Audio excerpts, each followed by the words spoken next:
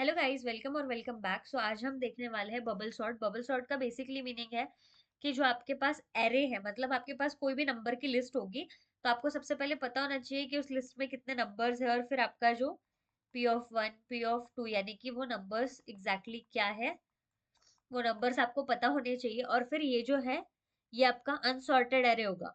ठीक है, unsorted array, जिसको हम फाइनली ऐसा सॉर्ट करेंगे कि वो या तो असेंडिंग ऑर्डर में होगा, ठीक है, या तो वो डिसेंडिंग ऑर्डर में होगा।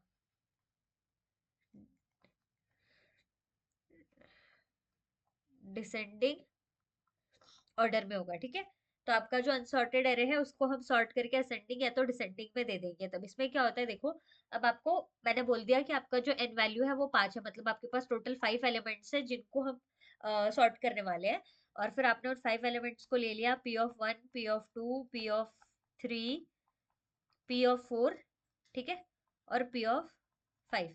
अब इनको एक काम करते हैं, नंबर्स असाइन कर देते हैं। P(1), 2, 3, 4 करेंगे तो शायद आपको थोड़ा सा डाउट हो जाएगा। इसीलिए चलो नंबर ले लेते हैं, 4, 7, 3, 2, 3, 1, 2, ठीक है। ये 5 मैंने कोई भी नंबर ले लिया, रैंडमली ले लिया। ना ये असेंडिंग एरे है, ना ये डिसेंडिंग एरे है, कुछ भी नहीं है।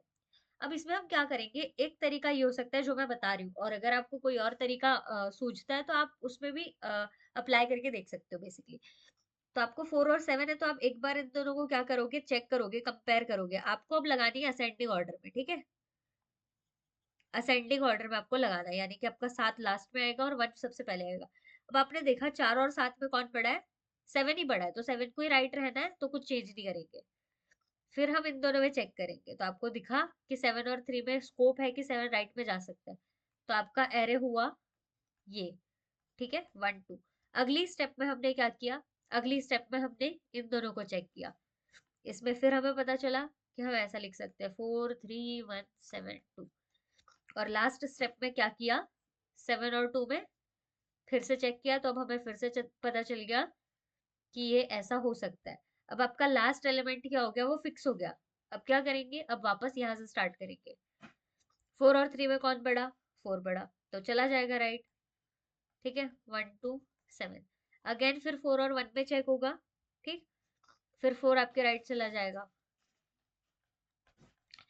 फिर 4 और 2 में चेक होगा, और फिर आपको मिल जाएगा 3, 1, 2, 4, 7। अब ये दो लास्ट के दो सॉर्ट हो गए। अब इसमें वापस होगा, 1, 3 में 3 है तो 1, 3, 2 हो जाएगा, 4, 7 एज इट इज। अब 3 और 2 में फिर से एक बार चेक होगा, 1, 2, 3, 4, 7, ठीक है। तो फाइनली आपको सॉर्टेड एरे मिल गया। यानी कि हम क्या कर रहे हैं, हम एक प्रीवियस नंबर को अपने नेक्स्ट नंबर से चेक कर रहे हैं। अगर नेक्स्ट नंबर छोटा है तो उसको लेफ्ट ले ले रहे हैं, और अगर नेक्स्ट नंबर जो है राइट साइड वाला वो बड़ा है तो वो एज इट इज रह रहा है, ठीक है। तो ऐसे करते करते करते करते हम एक स्टेप पे पहुंच गए जब हमारी पूरी की पूरी सॉर्टिंग जो है वो करेक्ट हो गई है। अब उसके लिए आपको क्या करना पड़ता है, अगर हम ऐसे देखें तो हमें A(i) या P(i) व्हाटएवर उसको चेक करना पड़ता है कि वो अपने अगले नंबर से बड़ा है भी कि नहीं है, ठीक है। फिर इसके ट्रू और फॉल्स के कंडीशन होते हैं अकॉर्डिंग टू असेंडिंग या डिसेंडिंग, जैसे भी आप उसको लगाना चाहते हो। तो ये सब इफ स्टेटमेंट में आएगा,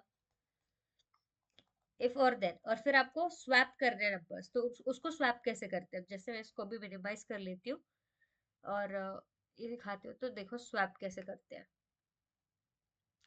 ये हुआ मेरा, give the number of elements to be sorted n, यानी कि हमें पता होना चाहिए कि कितने नंबर्स, और give the value of elements, और हमें हॉरिजॉन्टली ही वैल्यू पुट करनी है, हॉरिजॉन्टली रीड करना है, इसीलिए फिर यहाँ पे मैंने इम्प्लिसिट टाइप ऑफ लूप लगा दिया है। ये जो है यहाँ पे ये इतना होता है इम्प्लिसिट टाइप ऑफ लूप, ठीक है। तो अब यहाँ पे मैंने A(i) और i जो रन कर रहा है 1 से n तक रन कर रहे हैं, ऐसे मैंने पूरे n नंबर ऑफ एलिमेंट्स ले लिए और अनसॉर्टेड सीक्वेंस लिख दिया, ठीक है। अब ये डू है, फ्लैग क्या है, लॉजिकल वेरिएबल है। लॉजिकल वेरिएबल मतलब क्या होता है, लॉजिकल 0 और 1, 0 मतलब ट्रू और 1 मतलब फॉल्स, या वाइस वर्सा, आप जैसे भी ले सकते हो। बस आपको ये बताता है कि अगर 0 है तो कोई काम हुआ है कि नहीं हुआ है, और 1 है तो वो काम हुआ है कि नहीं हुआ है। तो यहाँ पे हम उसको वैसे ही चेक कर रहे हैं। तो देखो, जब आपका फ्लैग 0 था, अब ये इन्फिनिट लूप है, डू लूप, और फिर यहाँ पे क्या हुआ है, आपका फ्लैग जो है वो इनिशियली 0 था, चेंज होने के पहले, जब एलिमेंट्स इंटरचेंज हुए उसके पहले, यानी कि कोई भी इंटरचेंजिंग स्टार्ट होने से पहले आपका फ्लैग वैल्यू 0 था, और फिर उसके बाद में इंटरचेंज होने के बाद में फ्लैग वैल्यू 1 हो जाना चाहिए, इसका मतलब कि आपकी प्रोसेस कंप्लीट हो गई है, ठीक है। तो यहाँ पे मैंने फ्लैग वैल्यू 0 रखा हुआ है। आप या तो उसको इंटीजर में डाल सकते हो, क्योंकि 0 और 1 इंटीजर्स होते हैं, तो मैंने यहाँ पे ये जो है इंटीजर में ही फ्लैग डिफाइन किया हुआ है। या तो फिर आप लॉजिकल अलग सा, जैसे इंटीजर लिखा है ना वैसे लॉजिकल और 2 कॉलन डाल के एक लॉजिकल भी डिफाइन कर सकते हो। तो मैंने फ्लैग 0 डाल दिया।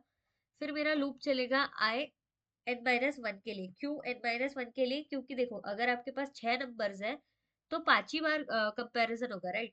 पहले 1 2 में कंपैरिजन, फिर 2 3 में कंपैरिजन, फिर 3 4 में, ऐसे 5 ही बार कंपैरिजन होगा, इसीलिए n-1 तक ही लूपिंग चलेगी। अब जैसे मैंने आपको बताया था कि ए ऑफ आई और ए ऑफ आई+1 में चेकिंग होगा। अब ये जो जी ई लिखा हुआ है, इसका मतलब है ग्रेटर देन और इक्वल टू, ठीक है।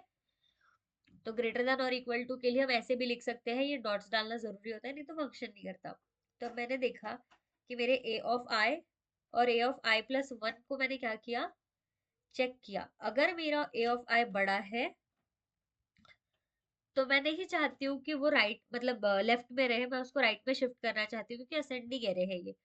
तो टेम्प यानी कि एक टेम्पररी वेरिएबल मैंने इंट्रोड्यूस करा दिया, उस टेम्पररी वेरिएबल को ए आई बोल दिया और ए आई को रिप्लेस कर दिया ए आई+1 से। ये जो इज इक्वल टू है वो कंपैरिजन वाला नहीं होता है, ये असाइनमेंट वाला होता है। जब आपको कंपेयर करना होता है तो आप डबल इज इक्वल टू डालते हो, ठीक है।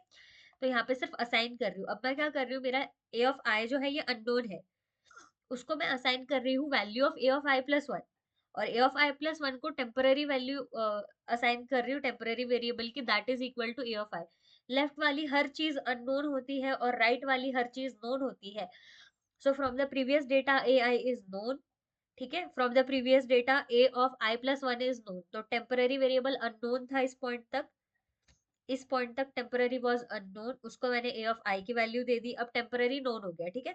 अब मैंने ए ऑफ आई को क्या कर दिया, आई+1 की वैल्यू दे दी, और ए ऑफ आई+1 को टेम्पररी की वैल्यू दे दी, जो कि यहाँ ठीक ऊपर से आई हुई है। इसका मतलब क्या है, इससे दोनों स्वैप हो गए, ठीक है। और वो स्वैप हुए तो ही फ्लैग वैल्यू 1 लेगा, नहीं तो फ्लैग वैल्यू 1 नहीं लेगा, इसीलिए मैंने यहीं पे फ्लैग 1 डिफाइन कर दिया। इफ को एंड कर दिया, डू लूप को भी एंड कर दिया। और अब ये बोला कि अगर आपकी फ्लैग वैल्यू 0 है, यानी कि इंटरचेंजिंग नहीं हुए हैं, तो एग्जिट कर दो, ठीक है। और अगर इंटरचेंजिंग हुई है तो फ्लैग वैल्यू अपने आप 1 ले लेगा। फिर जो सॉर्टेड एरे है वो दिखेगा, और मैंने उसको फॉर्मेट दे दिया। फॉर्मेट के लिए I don't think I need to explain it again, मैंने लास्ट वीडियो में बता दिया था कि how does the format statement work. तो that is how it works. ये जो होता है ये लेबल होता है 10, आप कुछ भी डाल सकते हो, जिसको मतलब कोई भी नंबर डाल सकते हो, 1 2 3 4 5 6 कुछ भी, तो मैंने 10 डाला क्योंकि मुझे अच्छा लगता है। और फिर यहाँ पे भी 10। और फिर ये जो 5 f6.0, जैसे पिछले वीडियो में मैंने आई डाला था because it was an integer, but यहाँ पे एफ डाला। एफ मतलब फ्लोटिंग वेरिएबल, यानी कि रियल नंबर।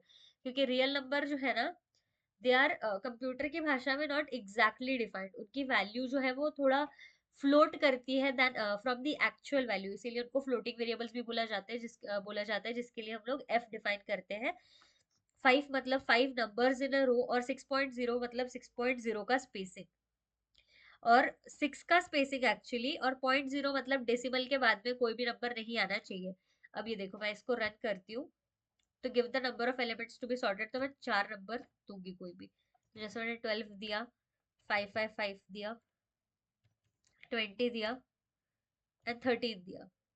देखो, तो अब मुझे यहाँ क्या दिख रहा है, इसको बड़ा कर लेते हैं, तो देखो द वैल्यू ऑफ एलिमेंट्स ये है। अनसॉर्टेड सीक्वेंस जो है ये पूरा रियल में ले रहा है, बिकॉज रियल नंबर्स भी हो सकते हैं। तो ये अनसॉर्टेड है, और उसको सॉर्ट करके वो क्या दे रहा है, 12 13 20 और 5 5 5 हो गया, ये असेंडिंग ऑर्डर में हुआ, ठीक। अब यहाँ पे देखो कि यहाँ पे मैंने ना फॉर्मेट स्टेटमेंट दे रखा था, जहाँ पे मैंने पॉइंट के आगे 0 लिखा हुआ है। अगर मैं ये हटा ही दूं तो आप देखो कि आपको कैसे दिखेगा ये। Format at is not defined, क्योंकि यहाँ पे आपका डेसिमल है, तो आपको बताना पड़ेगा कि डेसिमल के बाद कितने पॉइंट्स आने वाले हैं। तो मैंने यहाँ पे अब 0 के आगे मैंने डाल दिया 2। तो अब देखते हैं कि क्या आता है। चलो 4 नंबर ही ले लेते हैं फिर से। 4 12 56, 1001, 0। देखो अब यहाँ पे क्या हुआ, 0, 12, 56 और 00 डिफाइन हो गया, और सबके आगे पॉइंट के बाद में दो दो दो दो डिजिट्स आ गए। So this is how the format statement works here. तो ये होती है बबल सॉर्टिंग। अब मैं आपको बताती हूँ कि बबल में असेंडिंग और डिसेंडिंग एक साथ भी हम साइमल्टेनियसली कर सकते हैं, जो कि मैंने करके रखा हुआ है, जो कि मैंने ऑलरेडी करके रखा हुआ है। तो I will just show you that कि वो कैसे होता है। So basically here is the ascending और डिसेंडिंग बबल सॉर्टिंग। देखो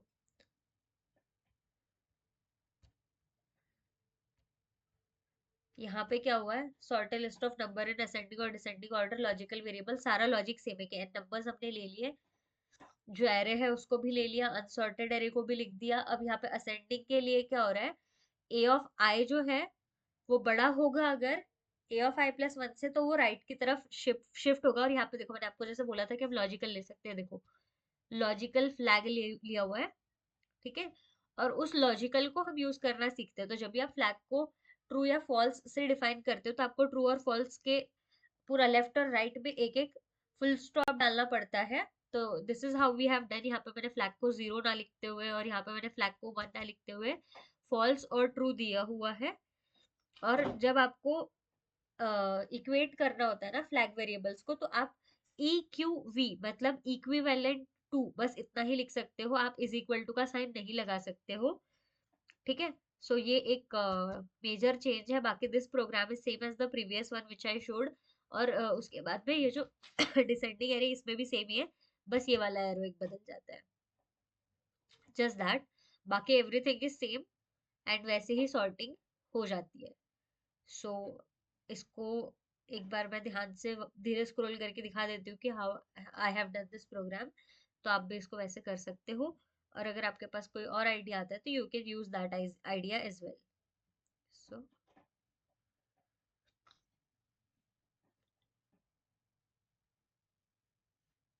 ascending array, descending array, and done. So yeah, that's it for the bubble sort program. Have a nice day, keep learning.